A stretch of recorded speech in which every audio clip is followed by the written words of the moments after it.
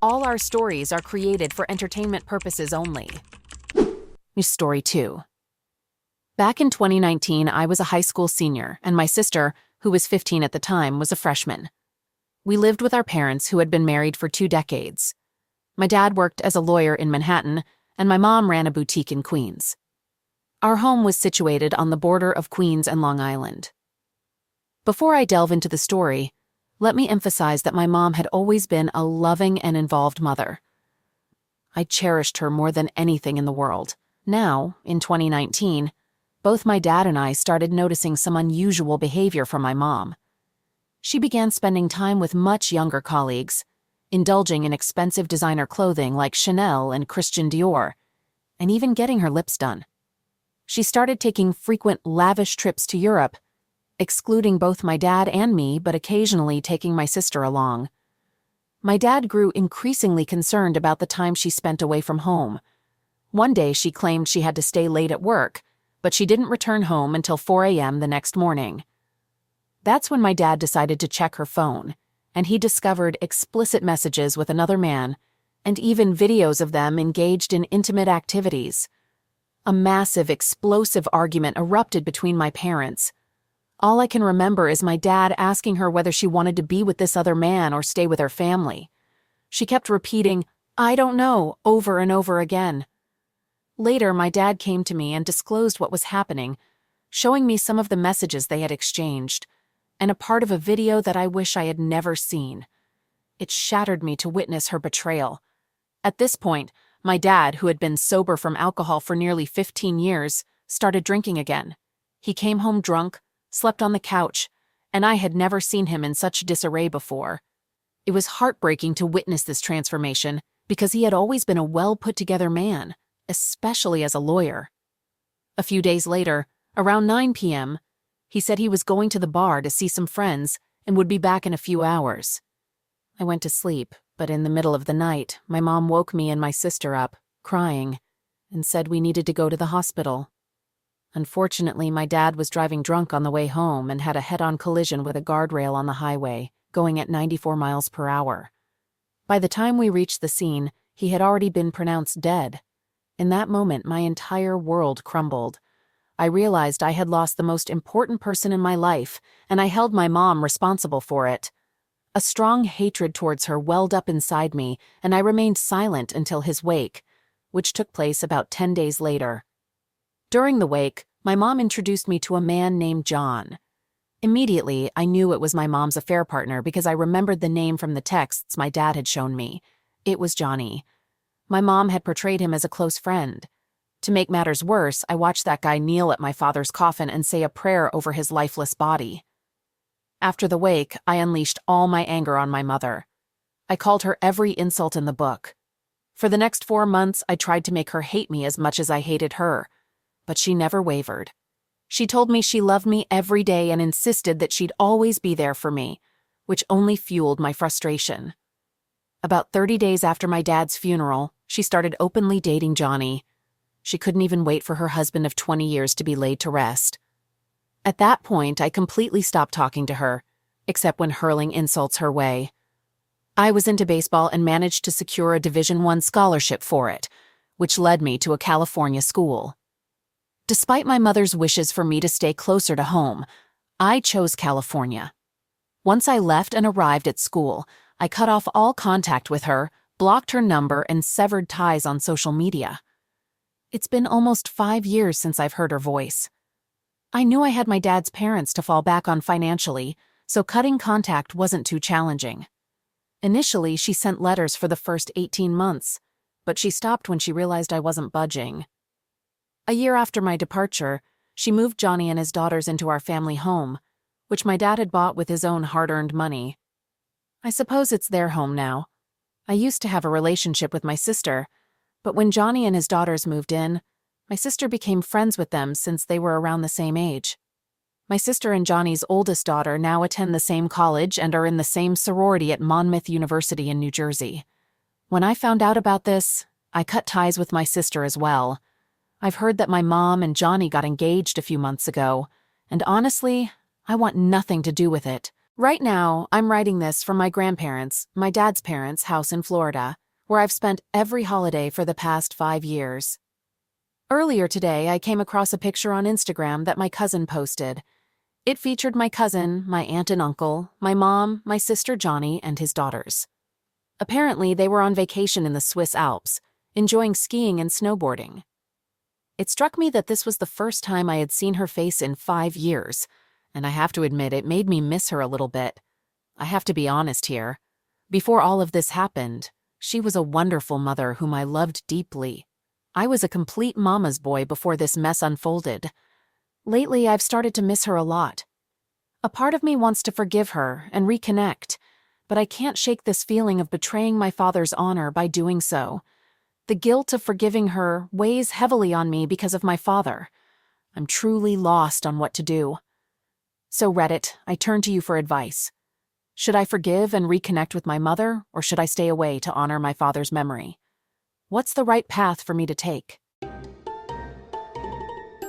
I've ruined my once happy marriage because of my selfish desires. I can't even comprehend how I ended up in this mess. It feels like everything unraveled so quickly and I'm filled with shame right now. I've committed something truly terrible and I can't even face myself in the mirror. I doubt I'll ever forgive myself for having an affair with my husband's friend. I take full responsibility for all of this. My desires got the best of me, and I couldn't control myself. What should I do now? I'm completely lost and confused. Hey everyone, I'm Anne, a 30-year-old fashion designer. I've been into fashion since I was 16, but I learned the basics from my mom, who was also a fashion designer. I've been a professional fashion designer for a decade now. I'm married to a medical doctor named Derek, who's 32 years old. We live in Rochester, New York, USA, and we've been married for 5 years. Derek means the world to me. He's my soulmate and the love of my life. We met in college and have been inseparable ever since. Some people might think I married Derek for his money, but that's far from the truth. I won't blame them for assuming that because, to be honest, Derek isn't conventionally handsome and he's on the shorter side. But none of that matters to me. What drew me to Derek was his incredible kindness. Without a doubt, Derek loves me more than he loves himself, and he goes above and beyond to make me happy. He'd do anything to see me smile. Our relationship hit a rough patch when Derek was relocated to a nearby town 6 months ago. He asked if we could move together, but I used my fashion designing business as an excuse to stay put. The truth is, I couldn't fathom starting over in a remote town, especially since Derek volunteered for an NGO and would be away for 2 years. It was a challenging situation for both of us.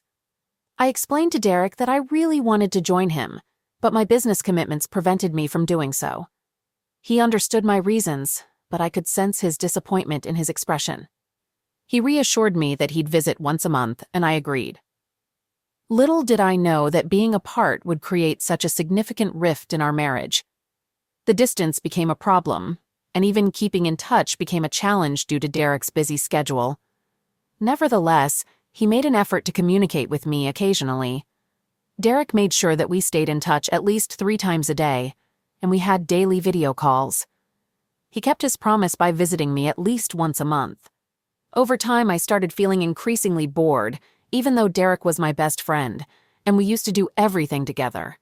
It became tough for me to cope with the loneliness. I longed for someone to be by my side. One day, as I was returning from the grocery store, a car suddenly pulled up, and the driver approached me.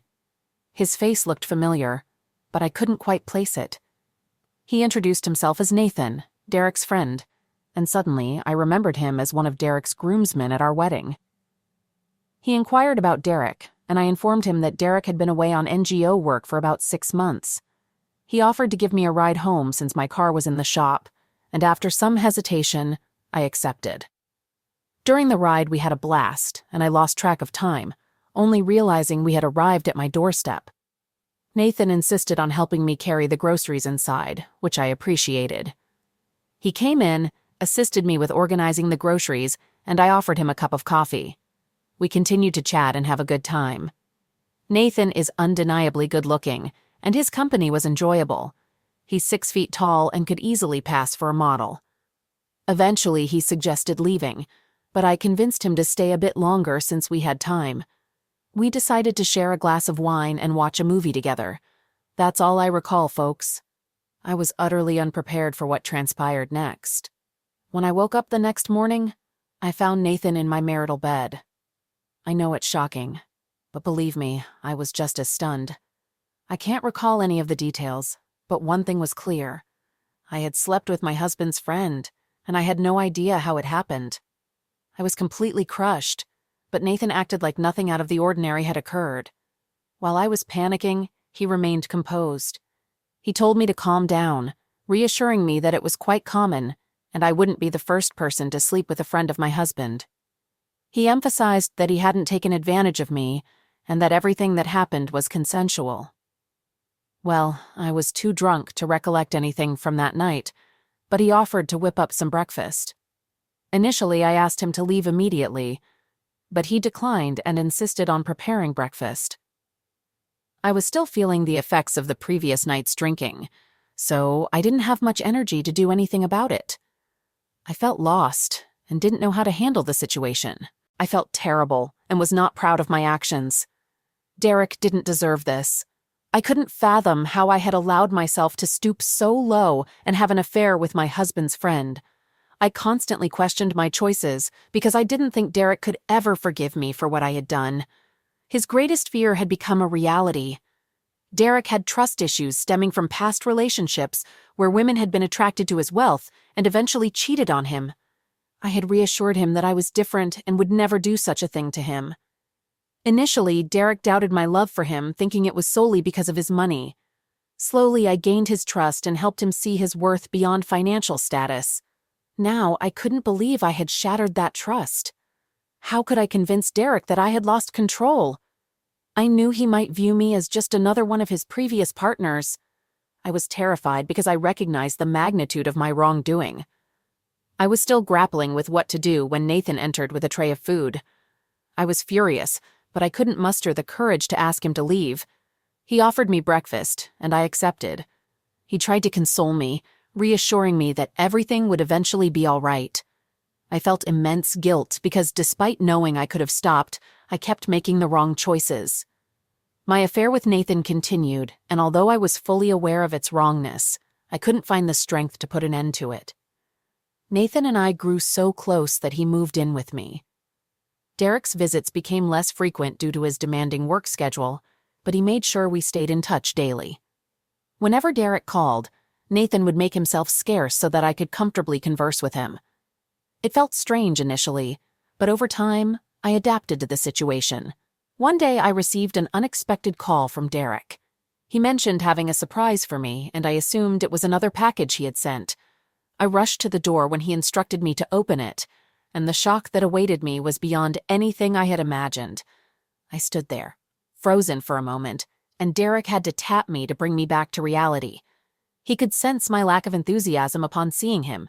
He inquired why I wasn't thrilled to see him, and I knew I had to act quickly to avoid getting caught. I contemplated lying about being sick, but I remembered that Derek was a medical doctor, making that lie easily debunked. So I had to come up with a different excuse. I told him I was experiencing severe menstrual cramps, knowing that he was aware of how painful they could be. So Derek suggested I take a break and relax. Everything was going smoothly, and I was fully immersed in enjoying the attention and care I was receiving from Derek. I didn't have a moment to contemplate the mess I had created. Little did I know, a storm was brewing. Derek went upstairs to change his clothes, but he stumbled upon Nathan's belongings in his closet.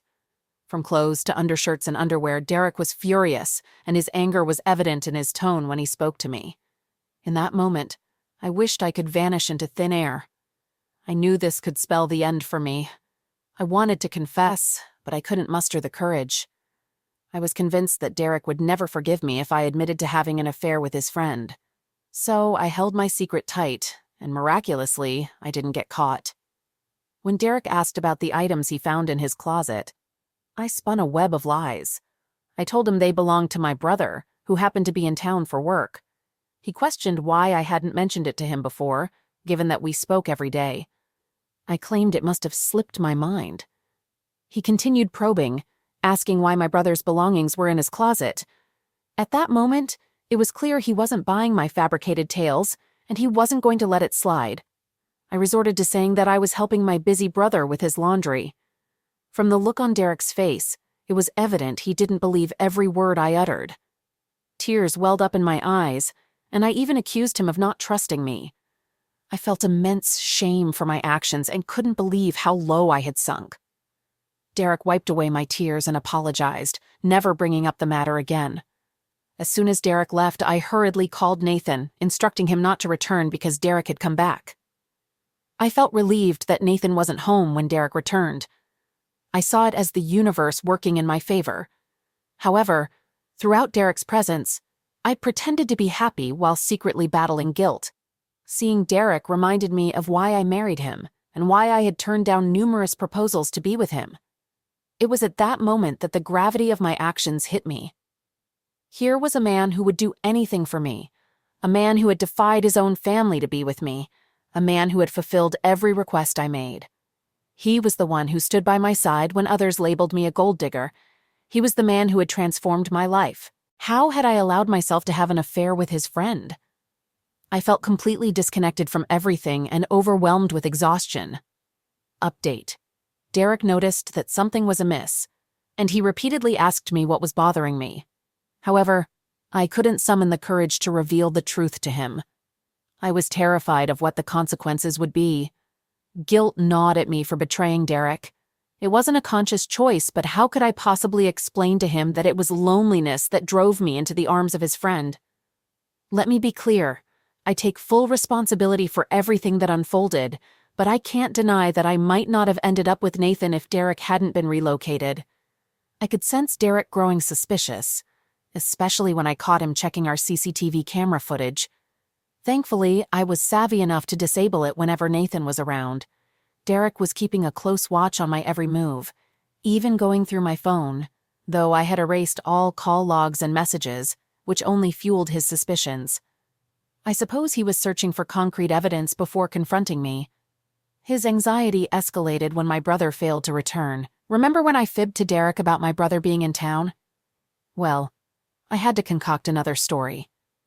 I informed him that my brother had been urgently called away for work in another city. Before Derek left, he shared his plan to resign and open his own medical clinic, putting an end to his travels so we could start a family. Derek and I had always dreamt of having children, but due to his NGO commitments, it wasn't feasible.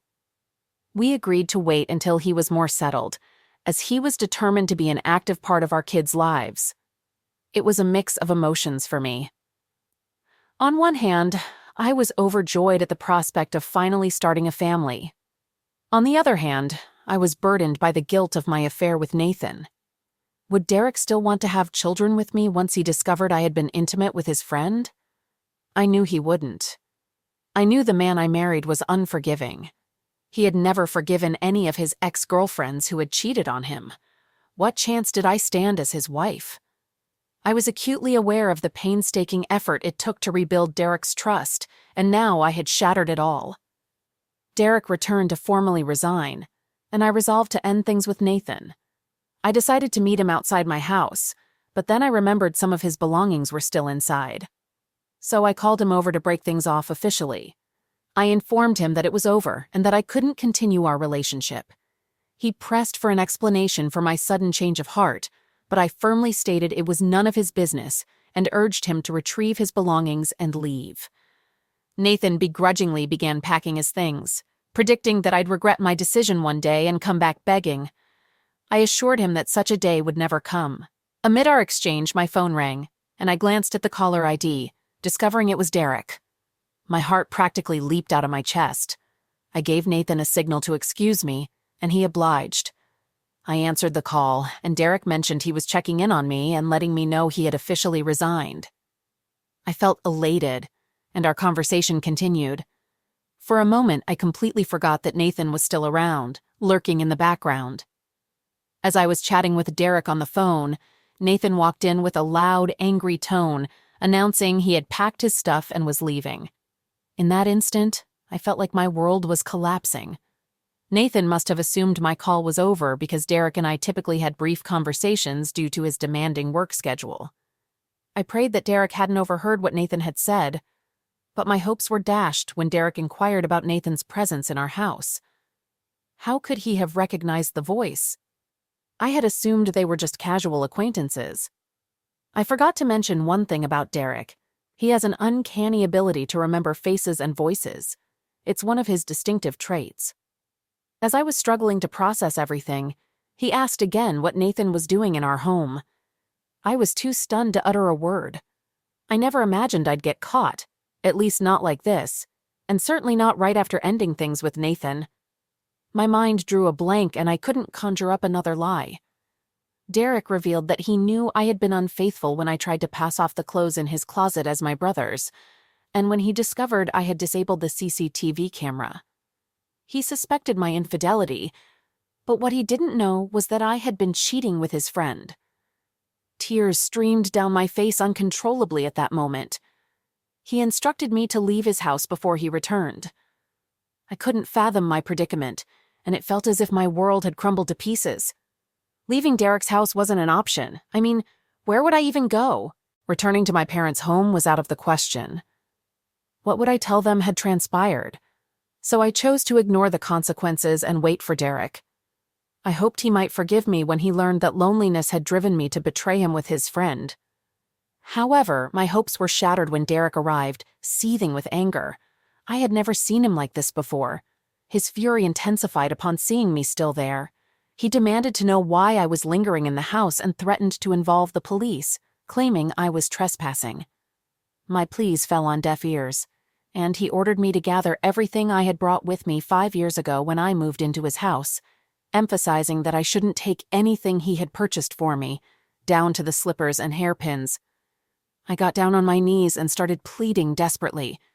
I begged him to forgive me and give our relationship another chance, but he remained stubborn and didn't listen to a word I said. He even vowed to make my life difficult. I tried everything I could, but Derek was unwavering in his decision. What made it even worse was that I couldn't reach out to anyone for help because I would have to spill all the details, and I knew no one would truly understand my situation, not even my friends. They always told me how fortunate I was to be married to such a loving, kind, and generous man. Throughout our marriage, Derek made sure I lacked nothing, and money was never a problem. When I saw how resolute Derek was, I packed a few of my belongings and left, unaware that it would be the last time I set foot in our marital home. I sought refuge at my fashion store, hoping to resolve things with Derek the next day. I temporarily closed down the store and sent my employees home. Right now, I'm trying to gather my thoughts and figure out what steps to take.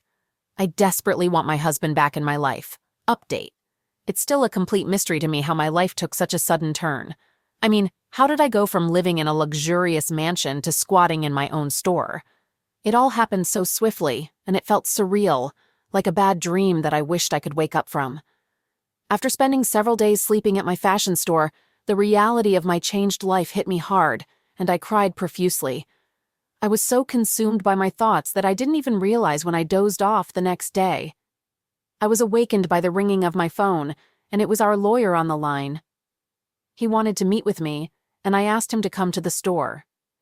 To my utter shock, he arrived with divorce papers in hand. I couldn't believe my eyes. He requested that I sign the divorce papers, but I vehemently refused. I attempted to call Derek, only to discover that he had blocked my number. Determined to confront him in person, I began preparing to go to our house. However, just as I was getting ready, a group of people arrived at the store, and the lawyer introduced them as the new owners. I was utterly flabbergasted, and it took all my remaining strength to stay on my feet. Apparently, Derek had sold my store and donated the proceeds to charity. I couldn't believe what I was hearing. Why would Derek do this to me? I never imagined he was capable of such a deceitful act.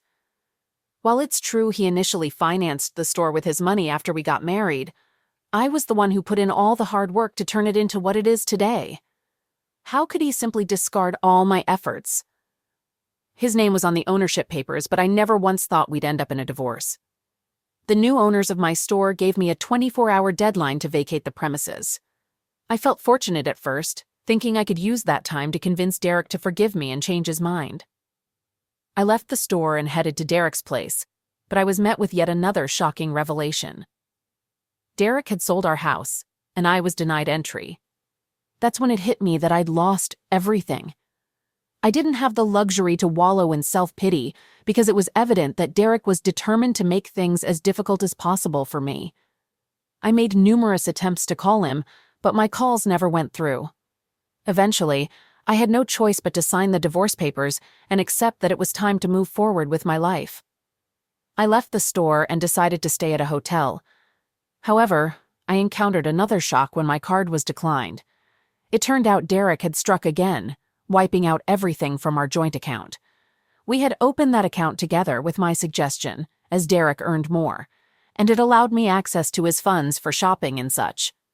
That day, I experienced the most embarrassing moment of my life, with the hotel receptionist nearly making a scene. I had to leave before things got worse. Here I am now, folks, homeless, divorced, and without a dime to my name. I'll only receive alimony once the divorce is finalized. It hit me then that my life had truly hit rock bottom, and it was my own actions that had led me here. With no other options and nowhere to turn, I decided to reach out to Nathan. Initially, he ignored my calls, but eventually picked up after multiple tries.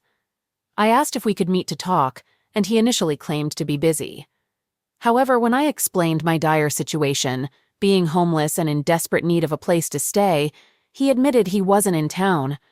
I inquired if I could go to his house, but he dropped yet another bombshell. He had a girlfriend now and suggested I move on with my life. He told me it was just a casual thing and not to take it too seriously. Nathan went on to explain how he once bumped into Derek at a bar and they were discussing relationships and infidelity. He mentioned that Derek had been praising me, saying he trusted me completely and believed I'd never cheat on him. So Nathan decided to test if Derek's words held true, and regrettably, I fell for his scheme.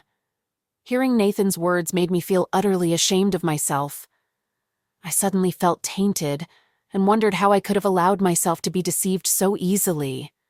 No matter how much I tried, I couldn't forgive myself for the terrible mistake I had made. My self-condemnation drove me into a deep depression. Life lost its meaning, and I couldn't even reach Derek to apologize for betraying his trust and causing him pain. I made the decision to pick up the pieces of my life. I returned to my parents' home in Chicago and joined my mom in her store. The news of my infidelity quickly spread throughout the town. It was hard to accept that just a few months ago, I was living like royalty in a grand palace, and now I found myself in a small town, relying on my parents for everything. I couldn't even afford basic necessities like underwear. My life had transformed into a nightmare since the day I had an affair with my husband's friend. The fleeting lust was never worth the tremendous loss I had experienced, and it never will be. I'm overwhelmed with regret, but I know it's too late to undo the damage. If only I had never gone grocery shopping on that fateful day. If only I had never crossed paths with Nathan. And if only I had resisted falling for his deceitful tricks. That's how I destroyed my marriage and my life.